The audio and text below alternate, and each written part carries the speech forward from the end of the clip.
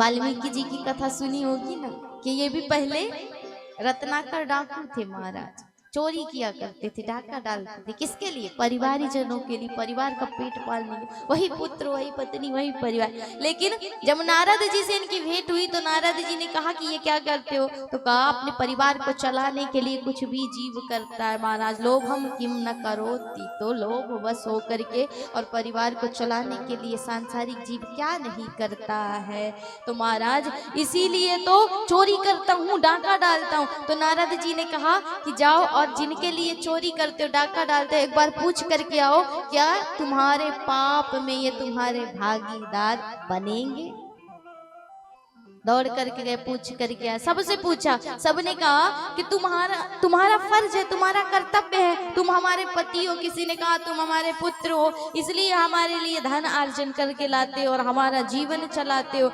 हम तो पाप में भागीदार नहीं है, सिर्फ हम अपना पेट पाल रहे हैं, तुम पाल रहे हो और हम अपने पेट को चला रहे महाराज। तो हम तो तुम्हारे किसी भी बुरे कर्म में भागीदार नहीं है। तो यहीं से इनके जीवन में बदलाव आया और रत्नाकर डाकू ही कब बन गए वाल्मीकि पता भी नहीं चला। कि जब कोई जाने वाला ही नहीं संसार से साथ में, तो इनके पेट के लिए हम व्यर्थ में अत्याचार करते हैं, पाप करते हैं, दूसरों को कष्ट देते हैं, दूसरों के साथ हिंसा करते हैं। क्या ये जाएगा आपके साथ? अंत समय जब संसार से जाओगे तो कोई नहीं जाएगा, सिर्फ अपना कर्म जाएगा। कहते हैं अपने ही साथ रहते हुए अपना ये शरीर साथ नहीं जाएगा, सिर्फ ये आत्मा सूक्ष्म रूप लेकर के उस परमात्मा में मिलेगी। और मृत्यु का अर्थ ही होता है कि जिस दिन आप अपने कर्मों का पूर्ण रूपेण भगवान के सामने वही खाता खोलोगे, वही है मृत्यु का दिन।